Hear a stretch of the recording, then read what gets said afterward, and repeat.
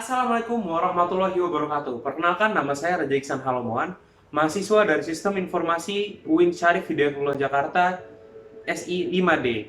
Pada kesempatan kali ini saya akan menjelaskan tentang bab 1 dari mata kuliah Metodologi Penelitian, yaitu berjudul Paradigma dan Pendekatan Penelitian.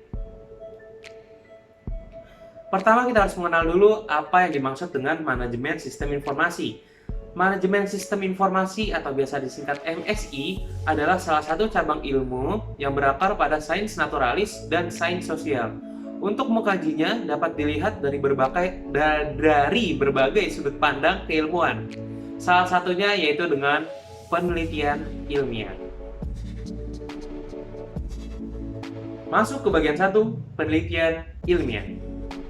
Apa sih penelitian ilmiah itu? Jadi penelitian ilmiah itu adalah proses mengungkap kebenaran relatif melalui serangkaian mekanisme dan prosedur dengan mengikuti norma dan kaidah ilmiah. Penelitian ilmiah memiliki pendekatan dan metode yang berbeda tergantung dari cara berpikir yang digunakan.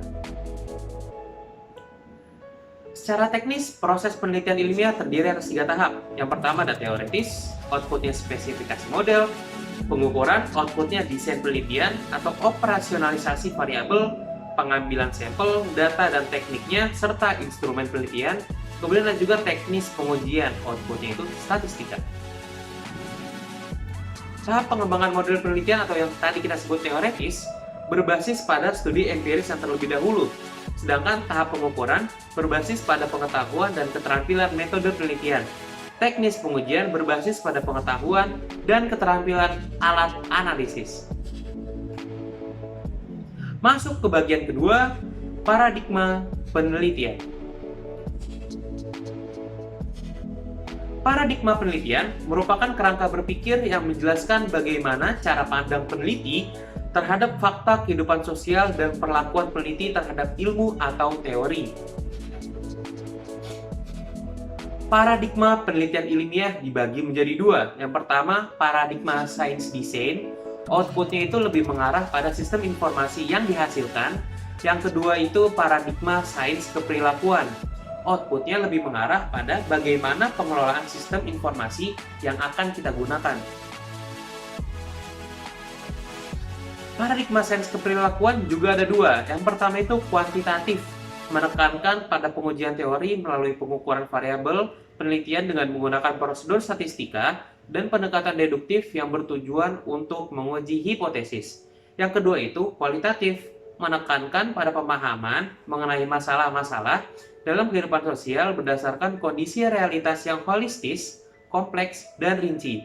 Nah, pada metodologi penelitian yang akan lebih dibahas adalah paradigma sains keperilakuan ini. Masuk ke bagian ketiga, penelitian.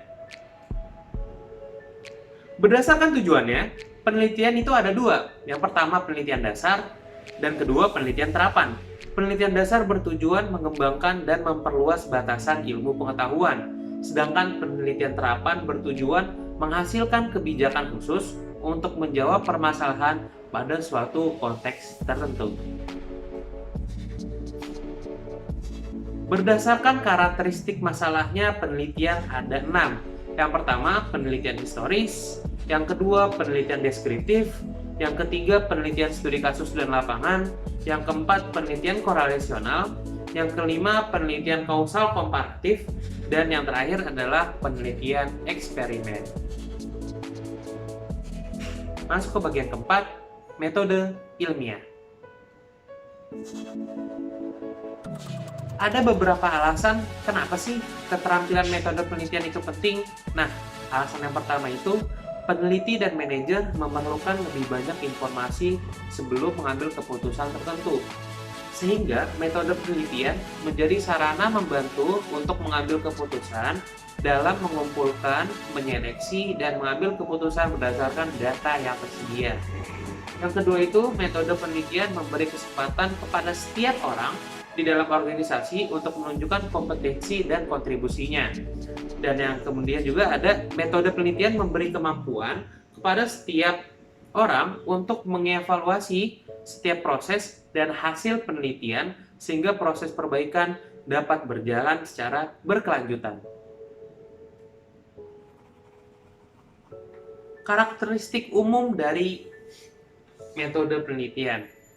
Yang pertama itu kritis, analitis, logis, objektif, keterujian, konseptual, empiris, sistematis, kokoh, dan parsimoni. Sebenarnya masih banyak, ini diantaranya saja ya.